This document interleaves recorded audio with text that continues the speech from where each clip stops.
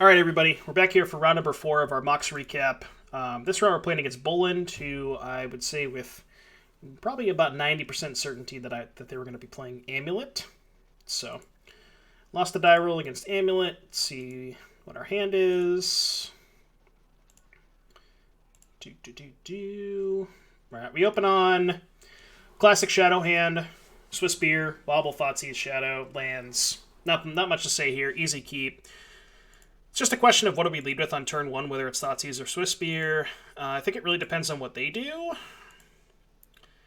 So they played an Amulet, which kind of sort of leads me to Thoughtseizing them, because if they have Bounce Land Dryad, and if I go Swiss Beer, Bobble, Bobble, I guess if they have Bounce Land Dryad, I can just Thoughtseize their Titan, potentially. So it's just a question of, like, are we more concerned with Dryad, or are we more concerned with Titan? I guess in all cases, I'm probably more concerned with Titan than Dryad, so I think it's just Swiss Beer, Bobble, Bobble.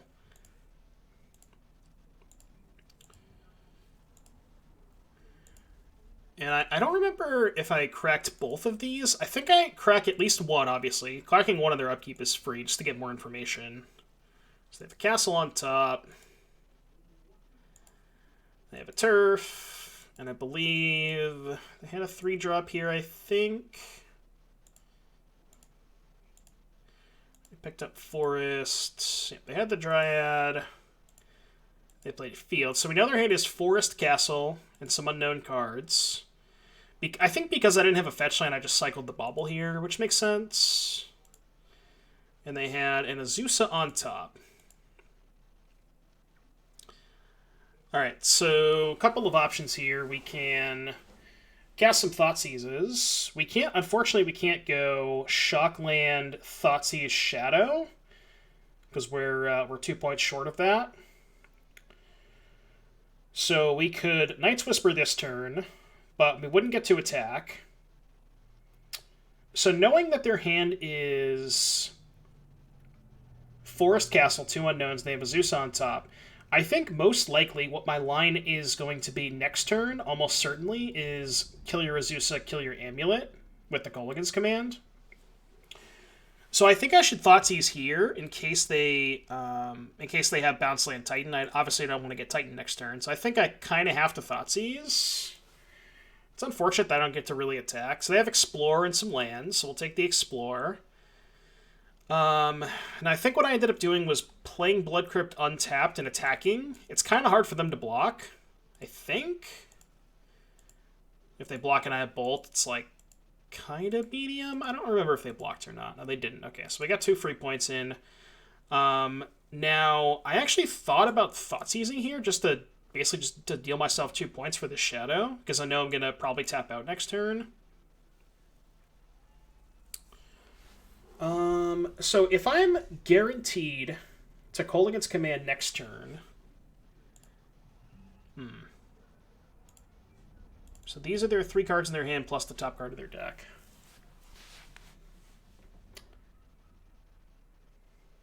The thing about this Thoughtseize, it's really not going to do much else. Like, they have no spells. They're going to play the Azusa that they have on top, and then whatever spell they draw, they're just going to cast, you know? So I don't actually think this... The only consideration to keeping Thoughtseize is if I'm going to blow up the Amulet next turn... No, because they're just going to have 6 mana in play. So it actually, yeah, I think I should have cast Thoughtseize here. And I did. Okay, good. Yeah, that's the thing about this Thoughtseize. It's never getting better than that. It's literally just to deal myself 2 points and be mana efficient. Because we know their hand is all lands, and we know their top card is something they're going to cast. They're never going to be at a spot where they have a card in their hand, because even if we end up killing the Amulet, they're already going to have 6 mana without untapping lands from Amulet, that if they draw a Titan, they're going to be able to cast it. So you just want to be mana efficient there. So they play the Azusa. I think they play out a bunch of lands. They say go with a Bounce Land in hand. Makes sense. They end up attacking me, which I'm not sure I agree with that attack, given that it sets up Death Shadow. Now, I could deploy a Death Shadow, but I lose the game if they draw Primeval Titan. Do I lose the game anyways? If I kill this, they draw Primeval Titan, they cast it. I don't know if they have 2 Valakuts or 1 Valakut. Oh, but it doesn't matter because they have the land in their hand. So I'm actually dead to Titan out of their way. I think maybe I was supposed to just play Shadow here. And that's actually what I did. I think I ended up playing Whisper plus Shadow. Because again, that's the thing. Even if I blow up the Azusa and the Amulet, if they draw Titan, they just kill me because they have Dryad in play. And I can't kill the Dryad, so I think this line makes sense. I attacked first. They ended up chump blocking. Understandable.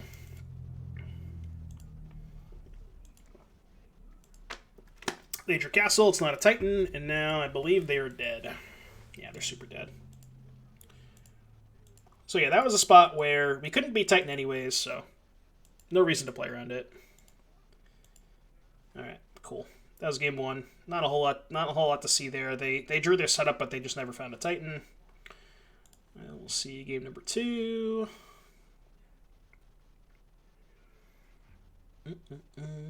Alright, game number 2 against Amulet. As far as sideboarding is concerned, we cut 3 Fatal Push, 1 Kolaghan's Command, and we brought in 3 Blood Moon and a Kroxa. Now, I don't know for certain whether or not Boland was... I don't know how many Tribe Scouts they were playing, Sakura Tribe Scout. If they have 4 Sakura Tribe Scout, that is more of a reason to keep in Fatal Push. But 2 things about that. 1, they're very likely to board out some, if not all, the Tribe Scouts anyways, because they know you have Fatal Push. And 2, I actually watched a little bit of Boland.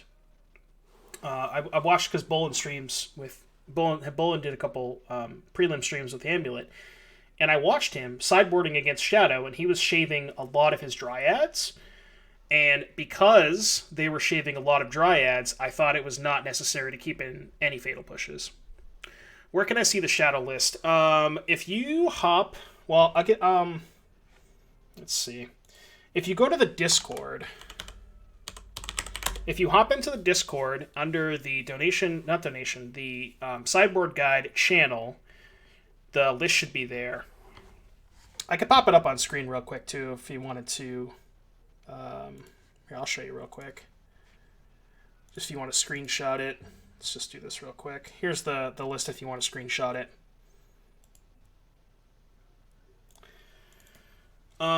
So yeah, again, I think that they were going to board out a lot of, if not all of their Dryads anyway, so I think you can afford to cut all the Fatal Pushes, because I think that's the consensus, is that Amulet players usually shave on Dryad in the matchup.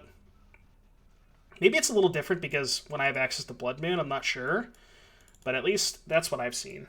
So. I don't know if I kept this or not. I think this hand's borderline. I mean, we have 5 spells we can cast. I think I probably should mulligan, but I think I kept it, yeah. It's close.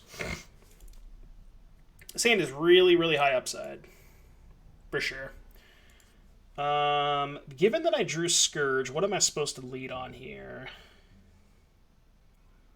It's kind of close, right? Because I want to turn on this Scourge as soon as possible.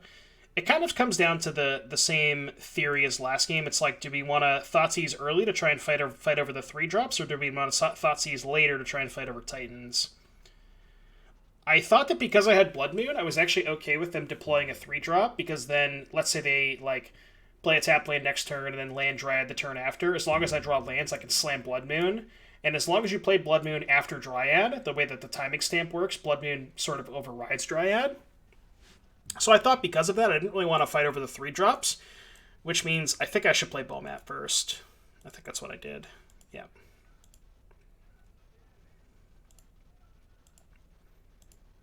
Into playing Turn Timber tapped. Drew land, had it the whole time. So, again, kind of sort of a similar spot. Do we want to cast some Thoughtseizes? Do we want to Thoughtseize Bomat? Or do you just want to play a Scourge? Again, given the fact that I still think that I'm more concerned with fighting over Titans than I am 3-drops, I think it's just attack, fetch, shock, play Scourge. That's what I would do. And I'm pretty sure that's what I did.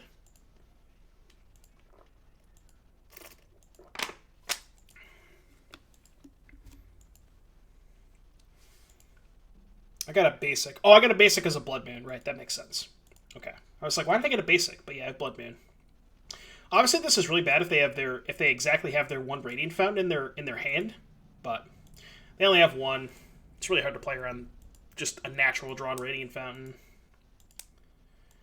They play Tireless Tracker, which is probably best possible for me, because now I can just Thoughtseize bolt the Tracker pretty easily.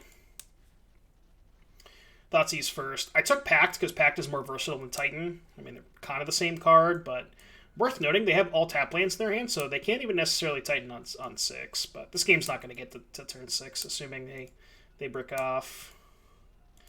Attack for 4. Pass. I end up drawing, I think, a Dryad? Oh, they drew Reclamation Sage, which is, I mean, honestly not the worst thing they could draw, but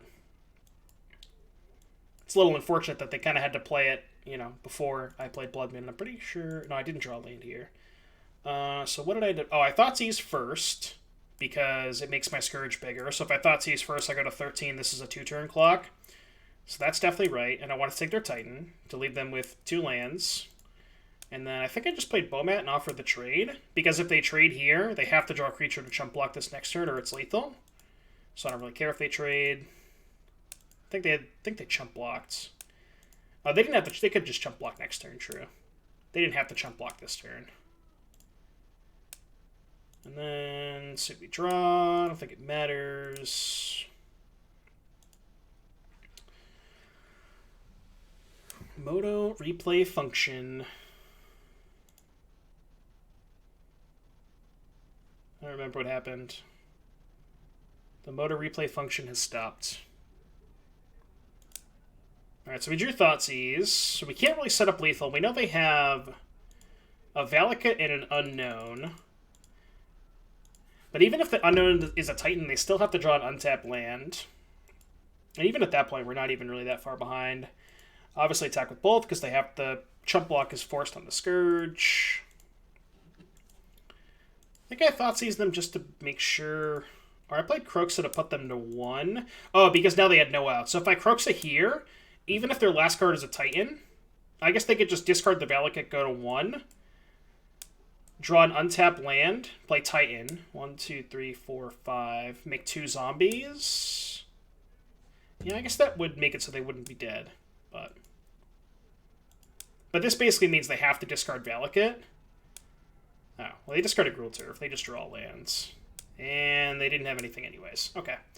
Yeah, pretty straightforward match. I don't think there was a whole lot of interesting decisions there. Our draw kind of lined up perfectly against them game 2, and then game 1 they just never found a Titan. So that's, you know, I think the matchup overall is pretty favorable for Shadow, because unlike the other Titan decks like the Green-White Reclaimer, your Thoughtseizes are a lot better against them because they're more reliant on this card than the Reclaimer deck is. So, but yeah, I hope that was enjoyable, and I hope to see you back in just a little bit for the 5th and final round of our MOCS recap.